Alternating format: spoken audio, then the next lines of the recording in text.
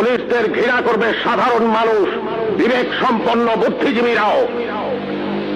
আপনারা সবাই ভুলে যাবেন AK-47 মতো মারাত্মক অস্ত্র পাওয়া গিয়েছিল আসামিদের কাছে।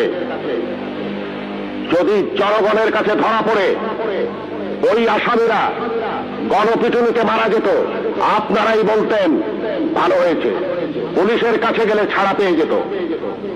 একটা কথা মনে রাখবেন, পুলিশ কখনো আসামি ছাড়ে না। আসামি ছাড়ার অধিকার শুধুমাত্র বিচার বিভাগের। বলুন তো, AK-47 মতো রাইফেল কেন এদেশে আসবে, যা শুধু যুদ্ধক্ষেত্রে ব্যবহৃত হবে? কেন AK-47 বাংলাদেশে আসছে? কিসের আলামত? 9 শুটার বন্দুক কেন TCBর মাধ্যমে হাজার হাজার বন্দুক সাধারণ মানুষের হাতে তুলে দেওয়া হচ্ছে? কেন? কে জবাব দেবে? এই 9